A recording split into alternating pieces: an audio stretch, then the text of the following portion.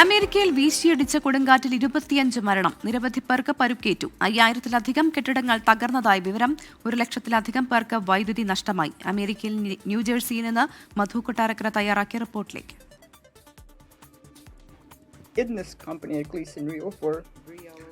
യുഎസിന്റെ mid west south റീജിയനിൽ വീശിയടിച്ച ചുഴലിക്കൊടുങ്കാറ്റിൽ ഏറ്റവും ഒടുവിൽ ലഭിക്കുന്ന റിപ്പോർട്ട് അനുസരിച്ച് 23 പേർക്ക് ജീവൻ നഷ്ടപ്പെട്ടു. കെൻഡക്കി, മിസൗറി സംസ്ഥാനങ്ങളിലാണ് ഈ ചുഴലിക്കാറ്റ് ഏറ്റവും കൂടുതൽ നാശം വിതച്ചിരിക്കുന്നത്. കെൻഡക്കിയിൽ മരണസംഖ്യ ഇനിയും ഉയരുവാൻ സാധ്യതയുണ്ടെന്ന് ഗവർണർ ആൻഡി ബിഷേർ പറഞ്ഞു. കെട്ടിടങ്ങൾക്ക് വലിയ തോതിൽ കേടുപാടുകൾ സംഭവിച്ചിട്ടുണ്ട്. പല അന്തർ സംസ്ഥാന പാതകളിലും തകർന്നും തലകീഴായും കിടക്കുന്ന വാഹനങ്ങൾ കാണുവാൻ സാധിക്കും.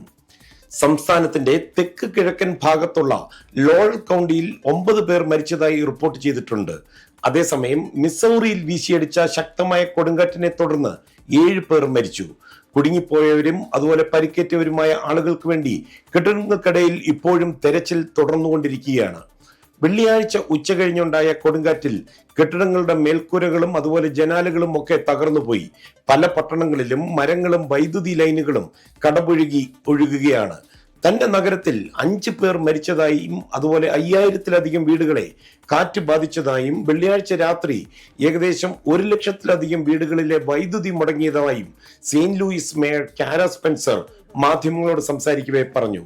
Tonight we are focused on life, saving lives and keeping people safe and allowing our community to grieve.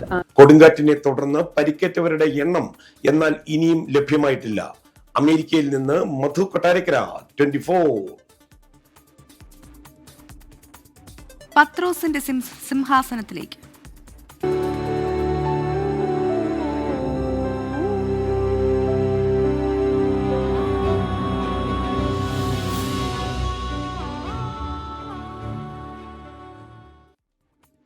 ആഗോള കത്തോലിക്ക സഭയുടെ 267ാമത് മാർപ്പാപ്പയായി ലിയോ 14 ഇന്ന് സ്ഥാനാരോഹണം ചെയ്യും. യുഎസിൽ നിന്നുള്ള ആദ്യ മാർപ്പാപ്പയാണ് 69-കാരനായ ലിയോ 14. 1955 സെപ്റ്റംബർ 14 ഷിക്കാഗോയിൽ ഫ്രഞ്ച് ഇറ്റാലിയൻ വംശജനായ നാവികസേനാ ഉദ്യോഗസ്ഥൻ ലൂയിസ് മാരിയസ് പ്രോവോയുടെയും സ്പാനിഷ് വംശജയായ മിൽഡ്രഡ് മാർട്ടിനസിന്റെയും മകനായി ജനനം. 1973 order of Saint Augustine minor സെമിനാരിയിൽ സെക്കൻഡറി പഠനം പൂർത്തിയാക്കിയതിനു ശേഷം വില്ലനോവ യൂണിവേഴ്സിറ്റിയിൽ നിന്ന് ഗണിതശാസ്ത്രത്തിൽ ബിരുദം നേടി. 1977 ഓർഡർ ഓഫ് സെയിന്റ് അഗസ്റ്റിൻ സന്യാസ സഭയിൽ ചേർന്നു. 1982 പുരോഹിതനായി. 3 വർഷത്തിനു ശേഷം 30-ാം വയസ്സിൽ പെറുവിലേക്ക് കർമ്മമണ്ഡലം മാറ്റി. സഭാ സേവന കാലത്തിലേറെയും പ്രൊവോസ്റ്റ് യുഎസിന് പുറത്താണ് ചിലവഴിച്ചത്. പെറുവിൽ ഇടവക വികാരിയായും സെമിനാരി അധ്യാപകനായും ബിഷപ്പായും സേവനമനുഷ്ഠിച്ചു. യുഎസിന്റെയും പെറുവിന്റെയും ഇരട്ട പൗരത്വമുണ്ട് പ്രൊവോസ്റ്റിന്. 2023 കർദിനാളായി ഉയർത്തപ്പെട്ടു. 2023 മുതൽ ബിഷപ്പുമാരെ തെരഞ്ഞെടുക്കുന്നതിന് മേൽനോട്ടം വഹിക്കുന്ന പ്രധാന ദൗത്യമുള്ള ഡിക്കാസ്ട്രി ഫോർ ബിഷപ്സിന്റെ പ്രിഫെക്റ്റായ കർദിനാൾ റോബർട്ട് പ്രൊവോസ്റ്റ് കർദിനാൾമാർക്കിടയിൽ സുപരിചിതനായിരുന്നു. ബിഷപ്പാക്കാനുള്ളവരുടെ നാമനിർദ്ദേശങ്ങൾ മാർപ്പാപ്പയ്ക്ക് സമർപ്പിക്കാൻ തീരുമാനിക്കുന്ന വോട്ടിംഗ് ബ്ലോക്കിൽ 3 സ്ത്രീകളെ ഉൾപ്പെടുത്തിയ ഫ്രാൻസിസ് മാർപ്പാപ്പയുടെ ഏറ്റവും പ്രധാനപ്പെട്ട പരിഷ്കാരങ്ങളിലൊന്നിൽ പ്രൊവോസ്റ്റ് പങ്കാളിയായി. ലിയോ 14 മാർപ്പാപ്പ എന്ന പേരിലാണ് കർദിനാൾ പ്രൊവോസ്റ്റ് സ്ഥാനാരോഹണം ചെയ്യുന്നത്. മിതഭാഷിയായ പ്രൊവോസ്റ്റ് മുൻഗാമിയിൽ നിന്ന് വ്യത്യസ്തനായിരിക്കുമെങ്കിലും ഫ്രാൻസിസ് മാർപ്പാപ്പ നടപ്പിലാക്കിയ പരിഷ്കരണ നടപടികൾ തുടരുമെന്നാണ് പ്രതീക്ഷിക്കപ്പെടുന്നത്. Research desk, 24. ഇഡി ഉദ്യോഗസ്ഥൻ 1-ാം പ്രതിയായ വിജിലൻസ് കേസിൽ കസ്റ്റഡിയിലുള്ള പ്രതികളുടെ ചോദ്യം ചെയ്യൽ ഇന്ന് ആരംഭിക്കും. 2-ാം പ്രതി വിൽസൺ, 3-ാം പ്രതി മുകേഷ്, 4-ാം പ്രതി ചാർട്ടേഡ് അക്കൌണ്ടന്റായ രഞ്ജിത്ത് വാര്യർ എന്നിവരെയാണ് വിജിലൻസ് SP S ശശിധരന്റെ നേതൃത്വത്തിൽ ചോദ്യം ചെയ്യുക. വിവരങ്ങളുമായി റാഫി കരീം കൊച്ചിയിൽ നിന്ന് ചേരുകയാണ്. റാഫി, പ്രധാനമായും പിടിയിലായ പ്രതികൾക്ക് കേസിലെ 1-ാം പ്രതിയായ ഇഡി ഉദ്യോഗസ്ഥനുമായുള്ള ബന്ധമാകും പരിശോധിക്കുക. ഇതുൾപ്പെടെ എപ്പോഴായിരിക്കും ഇവരുടെ ചോദ്യം ചെയ്യൽ ആരംഭിക്കുക? ഒപ്പം മറ്റു വിവരങ്ങൾ എങ്ങനെ?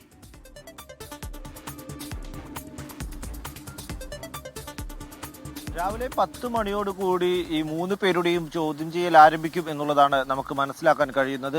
രണ്ടാം പ്രതിയായ വിൽസൺ, മൂന്നാം പ്രതി മുകേഷ്, ഒപ്പം തന്നെ നാലാം പ്രതിയും ചാർട്ടേഡ് അക്കൗണ്ടന്റുമായ രഞ്ജിത്ത് വാര്യർ, ഇവർ 3 പേരുടെയും ചോദ്യം ചെയ്യലാണ് ശശിധരന്റെ നേതൃത്വത്തിലുള്ള സംഘം ഇന്ന് നടത്തുക. പ്രധാനമായും ഇവർക്ക് ഈ ED ഉദ്യോഗസ്ഥൻ ശേഖറുമായുള്ള ബന്ധമാണ് വിജിലൻസ് പരിശോധിക്കുന്നത്. ഈ ED ഉദ്യോഗസ്ഥനിൽ നിന്ന് വിവരങ്ങൾ ഇവർക്ക് ലഭിക്കുകയും ED ഉദ്യോഗസ്ഥന്റെ ഏജന്റ് എന്ന നിലയിൽ ഈ ചാർട്ടേഡ് അക്കൗണ്ടന്റ് പ്രവർത്തിച്ചു എന്നുള്ളതുമാണ് പ്രധാനപ്പെട്ട ഈ വിജിലൻസിന്റെ സംശയം. ഈ സംശയത്തിനുള്ള മറുപടിയായിരിക്കും വിജിലൻസ് ഇന്ന് ശേഖരിക്കുക. ഒപ്പം തന്നെ ഇന്നലെ ഈ ചാർട്ടേഡ് അക്കൗണ്ടന്റിന്റെ ഓഫീസിൽ നടത്തിയ റെയ്ഡിൽ ED ലാപ്ടോപ്പും മൊബൈൽ ഫോണുകളും ഒപ്പം തന്നെ ബാങ്ക് ഇടപാടുകൾ സംബന്ധിച്ചുള്ള രേഖകളും പിടിച്ചെടുത്തിട്ടുണ്ട്. ഇതിൽ ED ഉദ്യോഗസ്ഥരുമായി ബന്ധപ്പെട്ട ഇടപാടുകൾ പ്രധാനമായും പരിശോധിക്കുന്നുണ്ട്. ഈ ചാർട്ടേഡ് അക്കൗണ്ടന്റുമായി ബന്ധപ്പെട്ടുകൊണ്ട് ശേഖർ ഏതെല്ലാം തരത്തിലുള്ള സാമ്പത്തിക ഇടപാടുകൾ നടത്തിയിട്ടുണ്ട് എന്നുള്ളതാണ് പ്രധാനപ്പെട്ട സംശയം. കാരണം കൊട്ടാരക്കരയിലുള്ള ഈ വ്യവസായിയിൽ നിന്ന് 2 കോടി രൂപയാണ് ഇവർ ആവശ്യപ്പെട്ടത് തെളിയിക്കുന്നതിന് വേണ്ടി ഈ വ്യവസായിക്ക് വിൽസൺ പറഞ്ഞ തീയതിയിൽ എൻഫോഴ്സ്മെന്റ് ഡയറക്ടറേറ്റിൽ നിന്ന് ഒരു സമൻസ് എത്തുകയും ചെയ്തിട്ടുണ്ട്. ഇത്തരത്തിൽ ഏജന്റുമാർ പറയുന്നത് പോലെയുള്ള പ്രവർത്തനങ്ങൾ ED ഓഫീസ് എങ്ങനെ നടത്തുന്നു എന്നുള്ളതായിരുന്നു വിജിലൻസിന്റെ പ്രധാനപ്പെട്ട സംശയം. ഇതിൽ ആരാണ് ഇത്തരത്തിലുള്ള സഹായം എൻഫോഴ്സ്മെന്റ് ഡയറക്ടറേറ്റിൽ നിന്ന് ഈ ഏജന്റുമാർക്ക് നൽകുന്നതെന്നുള്ള ചോദ്യവും ഈ വിജിലൻസിന് മുന്നിലുണ്ടായിരുന്നു. ഒപ്പം തന്നെ ഇതിനുള്ള മറുപടിയിലാണ് ഈ എൻഫോഴ്സ്മെന്റ് ഡയറക്ടറേറ്റ് അസിസ്റ്റന്റ് ഡയറക്ടറായ ശേഖറിന്റെ പേര് ഈ ചിത്രത്തിലേക്ക് വരുന്നത്. അങ്ങനെയാണ് ശേഖറിനെ 1ാം പ്രതിയാക്കുന്നതും. ഇതുമായി ബന്ധപ്പെട്ട് സാമ്പത്തിക ഇടപാടുകളുടെ വിവരങ്ങൾ ഇതിനോടകം വിജിലൻസിന് ലഭിച്ചിട്ടുണ്ട് എന്നുള്ളതാണ് മനസ്സിലാക്കുന്നത്. ഈ ചോദ്യം ചെയ്യലിന് ശേഷമായിരിക്കും ശേഖറിനെ നേരിട്ട് വിളിപ്പിച്ച് ചോദ്യം ചെയ്യുന്ന അത്തരത്തിലുള്ള കാര്യങ്ങളിലെല്ലാം തന്നെ വ്യക്തത വരിക. റാഫി കരീമാണ് വിവരങ്ങൾ നൽകിയത്. തിരുവനന്തപുരം മുതലപ്പൊഴിയിൽ പ്രശ്നപരിഹാരത്തിനായി ഇന്ന് ജില്ലാ കളക്ടറുമായി സംയുക്ത സമരസമിതി ചർച്ച നടത്തും. ഹാർബർ വകുപ്പ് ഉദ്യോഗസ്ഥരും ഡ്രഡ്ജർ കമ്പനി അധികൃതരും ചർച്ചയിൽ പങ്കെടുക്കും. ചന്ദ്രഗിരി ഡ്രഡ്ജർ പ്രവർത്തന സജ്ജമാക്കുക, ചെറിയ ഡ്രഡ്ജറും എക്സ്കവേറ്ററും ഉപയോഗിച്ച് മണൽ നീക്കം വേഗത്തിലാക്കുക, മെഷീനറികളുടെ എണ്ണം കൂട്ടുക തുടങ്ങിയവയാണ് സമരക്കാർ മുന്നോട്ട് വയ്ക്കുന്ന ആവശ്യങ്ങൾ. MG പ്രതീഷ് വിവരങ്ങളുമായി തിരുവനന്തപുരത്ത് നിന്ന് ചേരുന്നു. പ്രതീഷ്, കുറേ ദിവസങ്ങളായി മുതലപ്പുഴയിലെ ആളുകൾ സമരത്തിലേക്കും ഒപ്പം പ്രതിഷേധത്തിലേക്കും ഒക്കെ കടന്നിട്ട് ചന്ദ്രഗിരി ഡ്രഡ്ജർ എത്തിച്ചിട്ടും ഇതിൽ കാര്യമായ ഒരു പുരോഗതിയൊന്നും ഉണ്ടായിട്ടില്ല. ഇന്നിപ്പോൾ ഈ ചർച്ച എപ്പോൾ നടക്കും? കൂടുതൽ പ്രതിഷേധങ്ങളിലേക്കൊക്കെ അവർ കടക്കാനുള്ള സാധ്യതയുണ്ടോ? പ്രവിധ, മുതലപ്പുഴയിൽ മണൽ നീക്കം നിലച്ചതോടുകൂടി കഴിഞ്ഞ കുറേ ദിവസങ്ങളായി വലിയ സംഘർഷങ്ങളും പ്രതിഷേധങ്ങളുമാണ് മുതലപ്പുഴയിൽ നടക്കുന്നത്. ഇതിന്റെ ഭാഗമായി കൂടി സംഘർഷങ്ങൾ പരിഹരിക്കുന്നതിന് വേണ്ടിയാണ് ഇന്ന് ഈ മത്സ്യത്തൊഴിലാളികളുമായി ജില്ലാ ഭരണകൂടം ചർച്ച നടത്തുന്നത്. ഇന്ന് രാവിലെ 10 മണിക്കാണ് ജില്ലാ കളക്ടറുമായി സംയുക്ത സമരസമിതി ചർച്ച നടത്തുന്നത്. ഇവർ മുന്നോട്ട് വയ്ക്കുന്ന പ്രധാനപ്പെട്ട ആവശ്യങ്ങൾ ഈ മണൽ നീക്കത്തിനായി എത്തിച്ച ചന്ദ്രഗിരി ഡ്രഡ്ജർ പ്രവർത്തന സജ്ജമാക്കുക എന്നതാണ്. ഇതിന് പുറമെ ഈ ചെറിയ ഡ്രഡ്ജറും എക്സ്കവേറ്ററും ഉപയോഗിച്ച് മണൽ നീക്കം വളരെ വേഗത്തിലാക്കണം എന്നതാണ് മത്സ്യത്തൊഴിലാളികൾ മുന്നോട്ട് വയ്ക്കുന്ന ആവശ്യം. ഈ ആവശ്യം പരിഗണിച്ചില്ലെങ്കിൽ അതിശക്തമായ പ്രതിഷേധത്തിലേക്ക് മുന്നോട്ട് പോകാനാണ് മത്സ്യത്തൊഴിലാളികളുടെ തീരുമാനം. അതുകൊണ്ട് തന്നെ എത്രയും വേഗം ഈ ഒരു പ്രശ്നത്തിന് പരിഹാരം കാണാനുള്ള ഒരു നീക്കമാണ് സർക്കാരിൻ്റെയും ഭാഗത്ത് നിന്ന് ഉണ്ടാകുന്നത്. ഈ ഹാർബർ വകുപ്പും ഒപ്പം ഡ്രഡ്ജർ കമ്പനി അധികൃതരും ഇന്ന് നടക്കുന്ന ചർച്ചയിൽ പങ്കെടുക്കുമെന്നതാണ് അറിയാൻ കഴിയുന്ന കാര്യം.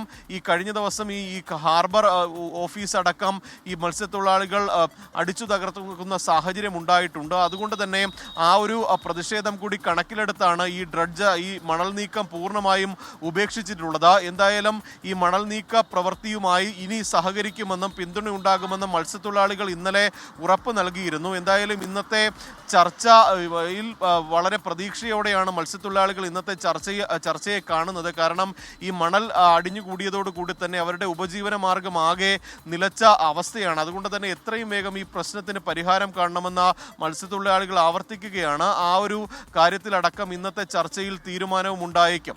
പ്രവിധ, ശരിയേറെ പ്രതീക്ഷയോടെയാണ് ആ ചർച്ചയെ മുതലപ്പൊഴിയിലെ ആളുകൾ കാണുന്നത്. MG പ്രതീഷാണ് വിവരങ്ങൾ നൽകിയത്. കാളികാവൽ കടുവയുടെ ദൃശ്യം പതിഞ്ഞ സ്ഥലം കേന്ദ്രീകരിച്ച് ഇന്ന് കൂടുതൽ പരിശോധന നടത്തും. ഡോക്ടർ അരുൺ സക്കറിയയുടെ നേതൃത്വത്തിലുള്ള സംഘമാണ് പരിശോധന നടത്തുക. കുങ്കിയാനകളെ ഇറക്കി തിരച്ചിൽ നടത്തുന്ന കാര്യവും ഇന്ന് പരിഗണിക്കും. അതേസമയം കടുവ ദൌത്യത്തിന് നേതൃത്വം നൽകുന്ന DFO ധനിക് ലാലിനെ സ്ഥലം മാറ്റിയതിൽ വിവാദം പുകയുകയാണ്. തൊഴിലാളികൾക്ക് സ്പെഷ്യൽ പാക്കേജ് അനുവദിക്കണമെന്നാവശ്യപ്പെട്ട് ഇന്ന് വൈകിട്ട് അടയ്ക്കാക്കുണ്ടിൽ ജനകീയ പ്രതിഷേധം നടക്കും. SSLC പരീക്ഷയിൽ മുഴുവൻ വിഷയങ്ങൾക്കും A+ നേടുന്നത് സാധാരണമാണ്. എന്നാൽ 4 വർഷത്തോളം മലയാളം പഠിച്ച് മുഴുവൻ വിഷയങ്ങൾക്കും A+ നേടിയാലോ? അങ്ങനെയൊരു കുട്ടിയെയാണ് ഇനി പരിചയപ്പെടുത്തുന്നത്. നോക്കാം കേരളത്തിലെത്തിയ അസം സ്വദേശിനി ഹിമശ്രീയുടെ കഥ.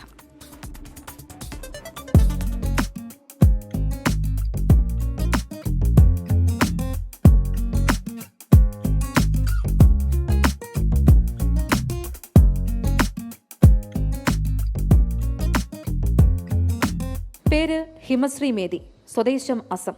കേരളത്തിലെത്തിയിട്ട് വെറും 4 വർഷം. ഈ ചുരുങ്ങിയ കാലം കൊണ്ട് ഹിമശ്രീ നേടിയെടുത്തത് വലിയൊരു അംഗീകാരം.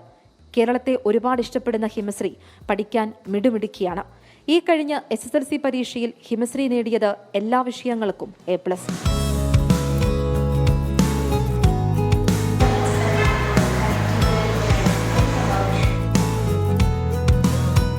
ആദ്യം ഈ സ്കൂളിലാണ് അഡ്മിഷൻ എടുത്തത്. കുറച്ച് ടഫാണ്, പക്ഷേ എന്നാലും ഇഷ്ടമാണ്. നല്ല ഭാഷ. എല്ലാവരും നല്ല സപ്പോർട്ടാണ് എന്നെ. ഇപ്പോൾ മലയാളം കുറച്ച് വീക്കായിരുന്നു ഞാൻ ഫസ്റ്റ്, പക്ഷേ ടീച്ചേഴ്സിന് നല്ല സപ്പോർട്ടാണ്. യു ക്യാൻ ഡു ഇറ്റ് ഹിമ അങ്ങനെ പറയും.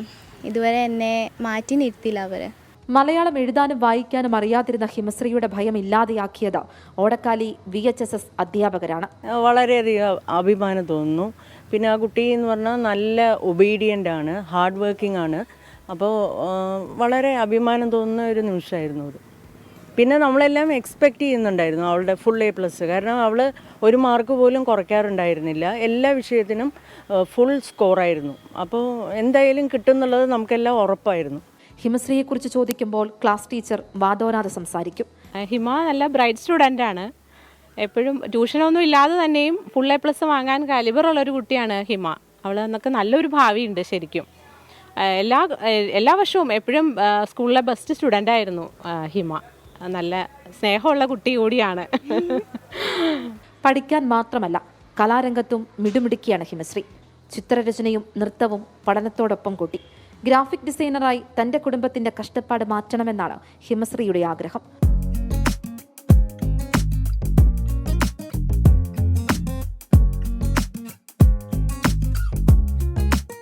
കൊച്ചിയിൽ നിന്നും ക്യാമറമാൻ സന്തോഷ് ചേകവർക്കൊപ്പം അൻമരി അസനി, 24. PSLV വിക്ഷേപണം പരാജയമാണ്. അതുമായി ബന്ധപ്പെട്ട് ഇപ്പോൾ വാർത്താ സമ്മേളനം നടത്തുകയാണ് ISRO. We are seeing observation. The motor pressure, there was a fall in the chamber pressure of the motor case, and the mission could not be accomplished. We are studying the entire performance. We shall come back at the earliest. Thank you. PSLV-C 61 വിക്ഷേപണം പരാജയമായിരുന്നു. ഇതുമായി ബന്ധപ്പെട്ട വിശദമായ പഠനം നടത്തിയതിനു ശേഷം മാധ്യമങ്ങളെ എന്താണ് സംഭവിച്ചതെന്ന് അറിയിക്കും എന്നാണ് ISRO ചെയർമാൻ ഇപ്പോൾ അറിയിച്ചത്. ഏറെ പ്രതീക്ഷയോടെ ഇന്ത്യ കണ്ട ഒരു ഉപഗ്രഹ വിക്ഷേപണമായിരുന്നു ഇത്. പക്ഷേ 3ാം സ്റ്റേജിൽ ദൗത്യം പരാജയപ്പെടുകയായിരുന്നു എന്നാണ് ISRO അറിയിച്ചത്. കോഴിക്കോട് കൊടുവള്ളിയിൽ ആയുധങ്ങളുമായി എത്തിയ സംഘം വീട്ടിലെത്തി യുവാവിനെ തട്ടിക്കൊണ്ടുപോയ CCTV ദൃശ്യങ്ങൾ പുറത്ത്. കൊടുവള്ളി കിഴക്കോത്ത് പരപ്പാറ ആയിക്കോട്ടെ റഷീദിന്റെ മകൻ അനൂസ് റോഷനെയാണ് തട്ടിക്കൊണ്ടുപോയത്. അനൂസ് റോഷന്റെ സഹോദരനുമായി ബന്ധപ്പെട്ട പണമിടപാടാണ് ഇതിന് പിന്നിലെന്നാണ് വിവരം.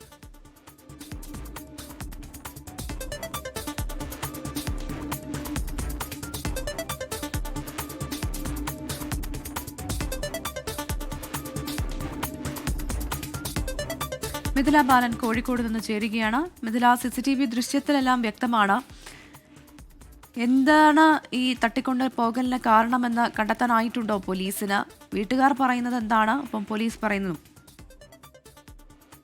പ്രവിത, അനൂസ് റോഷനെ കുറിച്ചുള്ള വിവരം ഇതുവരെ അന്വേഷണ സംഘത്തിന് ലഭിച്ചിട്ടില്ല. പക്ഷേ ഏറെ നിർണായകമായ CCTV ദൃശ്യങ്ങളാണ് ഇപ്പോൾ പുറത്തു വന്നിട്ടുള്ളത്. ഈ തട്ടിക്കൊണ്ടുപോയതിനു ശേഷം ഈ സംഘം സഞ്ചരിച്ച കാർ പരപ്പാറ അങ്ങാടിയിൽ കാറ് നിർത്തി കടയിൽ നിന്നും ചായ കുടിക്കാൻ പോകുന്ന ഒരു ദൃശ്യം, 3 പേർ കടയിലേക്ക് നടന്നു പോകുന്ന ദൃശ്യങ്ങളാണ് ഇപ്പോൾ പുറത്തു വന്നിട്ടുള്ളത്. അന്വേഷണ സംഘത്തിനെ സംബന്ധിച്ചിടത്തോളം ഏറെ നിർണായകമാണ് ഈ ദൃശ്യങ്ങൾ. ഇന്നലെ CCTV ദൃശ്യങ്ങൾ കേന്ദ്രീകരിച്ച് ഈ സംഭവത്തിന് പിന്നാലെ പുറത്തുവന്ന CCTV ദൃശ്യങ്ങൾ കേന്ദ്രീകരിച്ചായിരുന്നു പോലീസിന്റെ അന്വേഷണം. ഇന്നലെ രാത്രി ഏറെ വൈകിയും പോലീസ് അന്വേഷണം നടത്തിയിട്ടുണ്ടായിരുന്നു. എന്നാൽ കൃത്യമായ ഒരു വിവരം ഇതുമായി ബന്ധപ്പെട്ട് ഇതുവരെ ലഭിച്ചിട്ടുണ്ടായിരുന്നില്ല. ഈ തട്ടിക്കൊണ്ടുപോകലിന് പിന്നിൽ എന്ന് പറയുന്നത് പണമിടപാടാണ്. ഈ അനൂസ് റോഷന്റെ സഹോദരൻ അജ്മൽ വിദേശത്തായിരുന്ന സമയത്ത് സാമ്പത്തിക ഇടപാടുകൾ ഉണ്ടായിരുന്നു. ആ പണം നൽകാനുണ്ടായിരുന്നു. ആ പണം നൽകാനുള്ള ആളുകൾ വീട്ടിലെത്തി ഭീഷണിപ്പെടുത്തിയ ഒരു സാഹചര്യം ഉണ്ടായിരുന്നു. തട്ടിക്കൊണ്ടുപോകും എന്ന് തന്നെയായിരുന്നു ഭീഷണിപ്പെടുത്തിയിട്ടുണ്ടായിരുന്നത്. ഇതാണ് ഇത്തരത്തിൽ തട്ടിക്കൊണ്ടുപോകലിന് കാരണം എന്ന് തന്നെയാണ് കുടുംബം കരുതുന്നത്. അത് തന്നെയാണ് ഇന്നലെ കുടുംബം 24 ഉൾപ്പെടെയുള്ള മാധ്യമങ്ങളോട് പറഞ്ഞത്. പോലീസും ഇത് കേന്ദ്രീകരിച്ച് തന്നെയാണ് അന്വേഷണം നടത്തുന്നത്. കൃത്യമായ സൂചന കുടുംബത്തിന്റെ ഭാഗത്തും കൃത്യമായ സൂചന ആരാണ് ഇത്തരത്തിൽ വീട്ടിലെത്തിയത് എന്നത് ഉൾപ്പെടെയുള്ള കൃത്യമായ സൂചന ഇന്നലെ തന്നെ കുടുംബം പോലീസിനെ കൈമാറിയിട്ടുണ്ടായിരുന്നു. മാത്രമല്ല നേരത്തെ ഞാൻ സൂചിപ്പിച്ചതുപോലെ തന്നെ കഴിഞ്ഞ തിങ്കളാഴ്ചയായിരുന്നു ഇത്തരത്തിൽ 2 അംഗ സംഘം വീട്ടിലെത്തി ഭീഷണിപ്പെടുത്തിയത്. ആ ഭീഷണിപ്പെടുത്തുന്ന ദൃശ്യങ്ങളും കുടുംബം പോലീസിന് കൈമാറിയിട്ടുണ്ട്. പ്രവിത, ശരി, അന്വേഷണം പുരോഗമിക്കുകയാണ്. തട്ടിക്കൊണ്ടുപോയ ആളെക്കുറിച്ച് വിവരം ലഭിച്ചിട്ടില്ല എന്നാണ് പോലീസ് പറയുന്നത്. മിഥില ബാലനാണ് വിവരങ്ങൾ നൽകിയത്. രണ്ടാം പിണറായി സർക്കാരിന്റെ 4ാം വാർഷികാഘോഷത്തിന്റെ ഭാഗമായുള്ള എന്റെ കേരളം പ്രദർശന വിപണന മേളയ്ക്ക് എറണാകുളത്ത് വർണ്ണാഭ തുടക്കം. കൊച്ചി മെറൈൻ ഡ്രൈവ് ഗ്രൗണ്ടിൽ നടക്കുന്ന മേള വ്യവസായ മന്ത്രി പി രാജീവ് ഉദ്ഘാടനം ചെയ്തു. ഒരാഴ്ച നീണ്ടു നിൽക്കുന്ന മേള 23-ന് അവസാനിക്കും.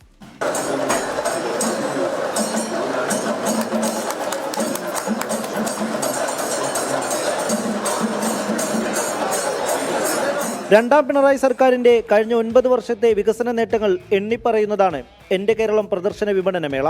വിവിധ വകുപ്പുകളുടെ 276 സ്റ്റാളുകൾ മേളയിൽ ഒരുക്കിയിട്ടുണ്ട്. 194 തീം സർവീസ് സ്റ്റാളുകളും 82 കൊമേഴ്ഷ്യൽ സ്റ്റാളുകളും ഇതിൽ ഉൾപ്പെടും.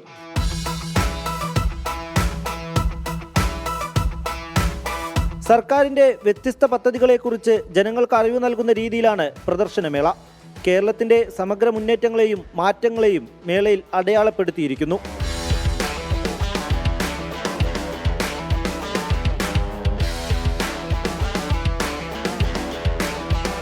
മറ്റു ജില്ലകളിലെന്ന പോലെ എറണാകുളത്തെ എന്റെ കേരളം പ്രദർശന വിപണന മേളയ്ക്കും വലിയ ജനപിന്തുണ പ്രതീക്ഷിക്കുന്നുണ്ടെന്ന് മന്ത്രി പി രാജീവ് പറഞ്ഞു. പിണറായി സർക്കാരിന്റെ 10ാം വർഷത്തിലേക്ക് അടുക്കുമ്പോൾ കഴിഞ്ഞ 9 വർഷം കേരളം എങ്ങനെ ഒരു നവകേരളത്തിലേക്ക് മുന്നേറി എന്നുള്ളത് ഈ സ്റ്റോളുകളിലൂടെ സന്ദർശിക്കുമ്പോൾ ഓരോരുത്തർക്കും മനസ്സിലാക്കാൻ കഴിയും. എല്ലാ വകുപ്പുകളുടെയും സ്റ്റാളുകളിൽ പുതിയ മാറ്റങ്ങൾ, ജനോപകാരപ്രദമായ പദ്ധതികൾ, അതെല്ലാം തന്നെ മനസ്സിലാക്കാൻ കഴിയും. എങ്ങനെയൊക്കെയാണ് ഇപ്പോൾ പോലീസിന്റെ പ്രതിരോധ രീതികൾ എന്തൊക്കെയാണ്, അല്ലെങ്കിൽ എക്സൈസ് മേഖലയ്ക്ക് എന്താണ്, വ്യവസായ രംഗത്ത് എങ്ങനെയാണ്, കാർഷിക മേഖലയിൽ എല്ലാ വകുപ്പുകളിലും സ്റ്റോളുകളുണ്ട്. ഇതുകൂടാതെ വാണിജ്യ സ്റ്റോളുകളും സാംസ്കാരിക പരിപാടികളുമുണ്ട്. അപ്പോൾ ജനങ്ങൾക്കൊരു ആഘോഷമായി നാടിന്റെ മാറ്റങ്ങൾ മനസ്സിലാക്കാൻ കഴിയുന്ന ഒരാഴ്ചയാണ് ഈ മേളയിലൂടെ സർക്കാർ ഒരുക്കിയിട്ടുള്ളത്. മേളയിലൂടെ സർക്കാർ സേവനങ്ങളും ജനങ്ങൾക്ക് ഉപയോഗിക്കാൻ കഴിയുമെന്ന് കളക്ടർ NSK ഉമേഷ്. എല്ലാ ഡിപ്പാർട്ട്മെന്റ്സും അവരുടെ അച്ചീവ്മെന്റ്സ്, ഈ സർക്കാരുടെ അച്ചീവ്മെന്റ്സ്, സർവീസസ്, ജനങ്ങൾ വന്നാൽ ഓരോ ഡിപ്പാർട്ട്മെന്റിലും എന്താണ് സർവീസ് കിട്ടുന്നത്. ഫോർ എക്സാമ്പിൾ ഇപ്പോൾ അക്ഷയയിൽ പോകുന്ന സർവീസിൽ ഇവിടെ ഫ്രീ ആയിട്ട് നമ്മൾ ലഭ്യമായിട്ടുണ്ട്. റവന്യൂ സർവീസസ് എല്ലാം ഫ്രീ ആയിട്ട് ഇവിടെ ചെയ്യാൻ പറ്റും. കഴിഞ്ഞ 9 വർഷത്തിനുള്ളിൽ സംസ്ഥാനം കൈവരിച്ച നേട്ടങ്ങളും വികസനങ്ങളും മേളയിൽ പരിചയപ്പെടുത്തുന്നു. ആധുനിക സാങ്കേതിക വിദ്യ, പുത്തൻ ആശയങ്ങൾ, കാർഷിക പ്രദർശന വിപണനമേള, സെമിനാറുകൾ, കരിയർ ഗൈഡൻസ് എന്നിവയും മേളയിൽ ഒരുക്കിയിട്ടുണ്ട്. അഗ്നിരക്ഷാസേനയുടെയും പോലീസിന്റെയും സ്റ്റാർട്ടപ്പ് മിഷന്റെയും ഉൾപ്പെടെ സ്റ്റാളുകൾ ആളുകളിൽ കൗതുകം ജനിപ്പിക്കുന്നതാണ്. മേളയുടെ ആദ്യ ദിനം തന്നെ മികച്ച അഭിപ്രായമാണ് സന്ദർശകരിൽ നിന്ന് ലഭിക്കുന്നത്.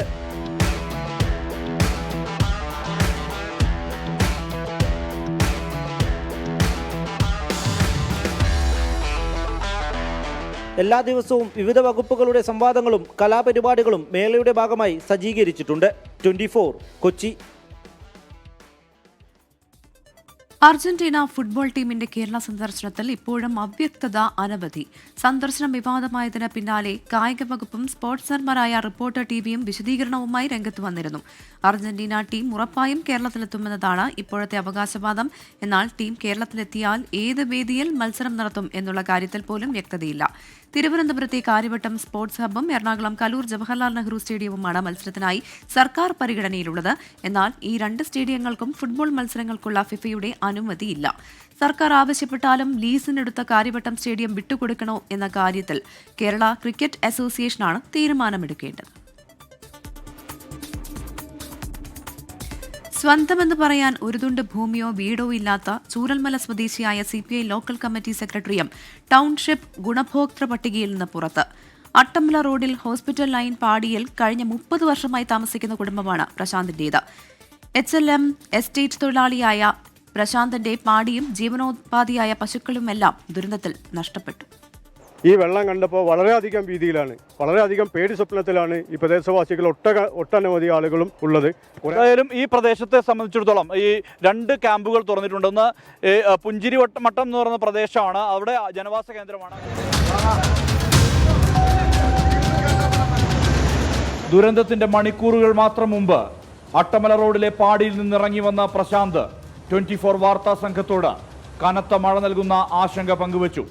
എല്ലാം തകർന്ന രാത്രിയിൽ സുഹൃത്തായ സിറാജ് മുണ്ടക്കയിൽ ഉരുൾപൊട്ടിയ കാര്യം പ്രശാന്തിനെ ഫോണിൽ വിളിച്ചറിയിച്ചു.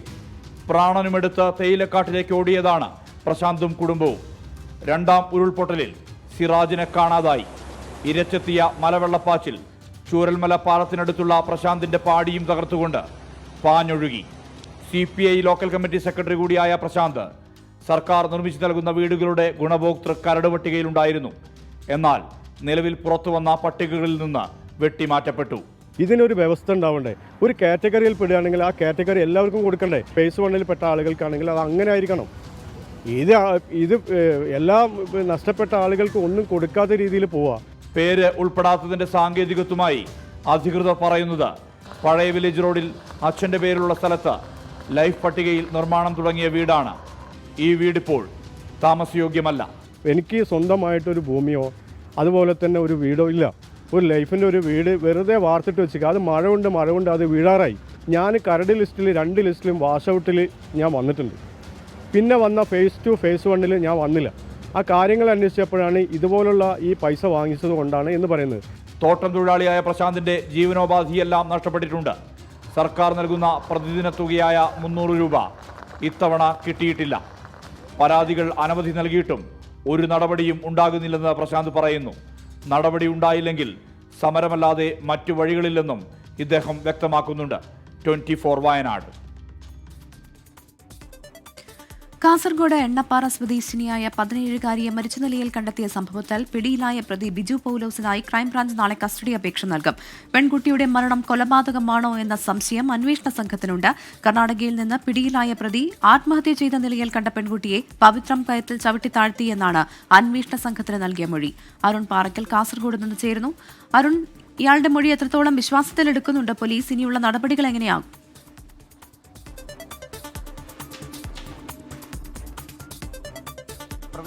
പ്രതിയായ ബിജു പൗലോസിന്റെ മൊഴി ഇതുവരെയും ക്രൈംബ്രാഞ്ച് വിശ്വാസത്തിലെടുത്തിട്ടില്ല. പ്രതി പറയുന്നതാണ് ക്രൈംബ്രാഞ്ചിനും അറിയാൻ സാധിക്കുന്നത്. പക്ഷേ ആ മൊഴി പൂർണ്ണമായും വിശ്വാസത്തിൽ എടുക്കാൻ കഴിയില്ലെന്ന് ഇന്നലെ തന്നെ ക്രൈംബ്രാഞ്ച് IG വ്യക്തമാക്കിയിരുന്നു. ഈ കുട്ടി മരിച്ചത് എങ്ങനെയാണെന്ന കാര്യത്തിലാണ് ഇനിയൊരു വ്യക്തത വരേണ്ടത്. 2010 ജൂൺ 6 കാണാതായ കുട്ടിയെ പിന്നീട് 2011 ഓഗസ്റ്റ് മാസത്തിലാണ് കാസർഗോഡ് കടപ്പുറത്ത് മൃതദേഹാവശിഷ്ടങ്ങൾ അടിഞ്ഞ നിലയിൽ കാണപ്പെട്ടത്. അത് പിന്നീട് പരിയാരം മെഡിക്കൽ കോളേജിൽ പോസ്റ്റ്മോർട്ടം നടത്തിയതിന് ശേഷം കാഞ്ഞങ്ങാട് പൊതുശ്മശാനത്തിൽ സംസ്കരിക്കുകയായിരുന്നു. ഇപ്പോൾ ഈ 2024 അവസാനത്തോടുകൂടി ക്രൈംബ്രാഞ്ച് ഈ കേസ് ഏറ്റെടുത്തതിന് ശേഷം 25 ജനുവരിയിലാണ് ഈ മൃതദേഹം ഈ കുട്ടിയുടേതായിരുന്നു, അതായത് എണ്ണപ്പാറ സ്വദേശിനിയായ 17 വയസ്സുകാരിയുടേതായിരുന്നു എന്ന് മനസ്സിലാക്കാൻ സാധിക്കുന്നത്. ഈ അച്ഛൻ്റെയും അമ്മയുടെയും സഹോദരിയുടെയും രക്തസാമ്പിൾ എടുത്ത് DNA-ക്ക് അയച്ച് അത് പരിശോധിച്ചപ്പോഴാണ് ഇത് മാച്ച് ചെയ്തത്. എന്തായാലും അതിനുശേഷം ഇപ്പോൾ ബിജു പൗലോസ്, പ്രതിയായ പാണത്തൂർ സ്വദേശി ബിജു പൗലോസ് പിടിയിലായിട്ടുണ്ട്. ഇന്നലെയാണ് ഈ പ്രതിയെ ക്രൈംബ്രാഞ്ച് അറസ്റ്റ് ചെയ്തത്. കർണാടകയിലെ ജോലിസ്ഥലത്ത് വെച്ചാണ് ഈ പ്രതിയെ അറസ്റ്റ് ചെയ്തത്. അദ്ദേഹം വളരെയധികം വൈദഗ്ധ്യത്തിലൂടെ ഈ കുറ്റകൃത്യം നടത്തിയെന്നും അത് മറച്ചു വെക്കാനുള്ള ഒരു സാമർഥ്യവും ഈ പ്രതിക്കുണ്ടായിരുന്നു എന്നുമാണ് ക്രൈംബ്രാഞ്ച് പറയുന്നത്.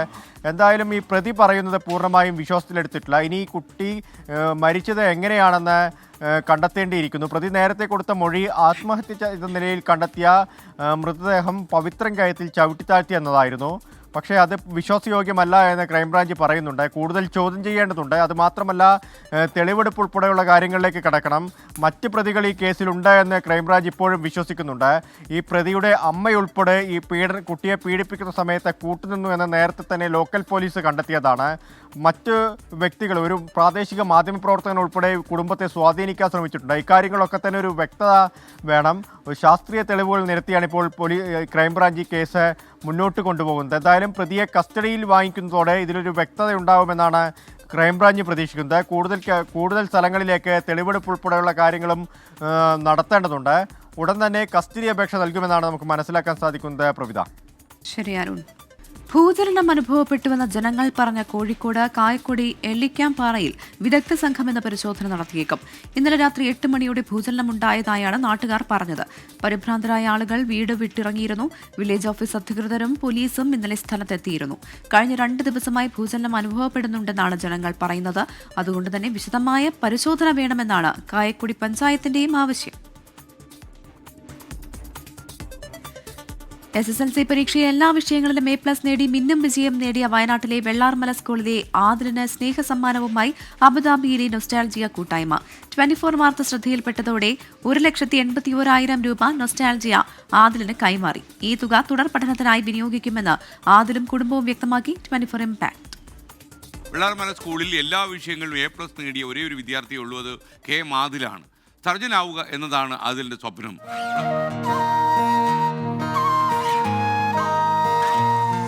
ആദിലിന്റെ തുടർ പഠനത്തിന് പൊതുസമൂഹത്തിന്റെ പിന്തുണ കൂടി അനിവാര്യം. ആദിലിന് പഠിക്കാനാകണം, സ്വപ്നങ്ങൾ യാഥാർത്ഥ്യമാക്കാൻ കഴിയണം. അതിനായി ഒപ്പം നിൽക്കാം, സഹായിക്കാം. ഈ വാർത്ത അബുദാബിയിലെ കലാ സാംസ്കാരിക ജീവകാരുണ്യ സംഘടനയായ നൊസ്റ്റാൾജിയ കൂട്ടായ്മ പ്രവർത്തകർ ഏറ്റുവാങ്ങിയത് ഹൃദയം കൊണ്ടാണ്. ആദിലിന്റെ ആഗ്രഹം സർജൻ ആവുക എന്നതാണ്. മെഡിക്കൽ എൻട്രൻസ് പരിശീലനമാണ് ലക്ഷ്യം. ഇതിനുവേണ്ടിയുള്ള ഇടപെടലാണ് നൊസ്റ്റാൾജിയ കൂട്ടായ്മ നടത്തിയത്. ആദിലിന്റെ അക്കൗണ്ടിലേക്ക് സഹായം കൈമാറി.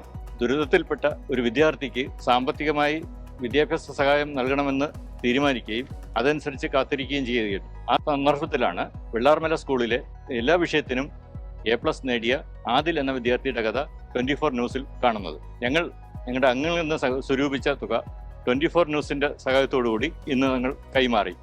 നൊസ്റ്റാൾജിയയുടെ സഹായത്തിന് നന്ദി അറിയിക്കുകയാണ് ആദിലും കുടുംബവും. കൈമാറിയ തുക പഠനത്തിന് മാത്രമായി വിനിയോഗിക്കും. ഭയങ്കര സന്തോഷമുണ്ട് എനിക്ക്. ഈ ഒരു തുക കൊണ്ട് ഞാൻ പഠിക്കാനും ഉപയോഗിക്കുക. ആദ്യം ഞാൻ ഉറപ്പുതരാം നൊസ്റ്റാൾജിക്കും അതുവഴി 24 ന്യൂസ് വഴി എത്തിയത്. അപ്പോൾ 24 ന്യൂസ് എല്ലാവർക്കും ഒരുപാട് നന്ദിയുണ്ട്. എസ്പെഷ്യലി നൊസ്റ്റാൾജിയ അബുദാബി ടീമിന് ഭയങ്കര നന്ദിയുണ്ട്. വളരെ സന്തോഷമുണ്ട്. പിന്നെ നൊസ്റ്റാൾജിയ അബുദാബിനെ ഇങ്ങനെ ഒരു സ്പോൺസർ ചെയ്തതിനും പിന്നെ 24-ന് ഒരുപാട് നന്ദി. ചൂരൽമല മുണ്ടക്കൈ ഉരുൾപൊട്ടലിൽ വീട് വാസയോഗ്യം അല്ലാതായതോടെ ആദിലും കുടുംബവും മേപ്പാടി മുക്കിൽപീടികയിലാണ് താമസിക്കുന്നത്. കൂരിമണ്ണിൽ ബഷീറിന്റെയും സുനീറയുടെയും മകനാണ് ആദിൽ.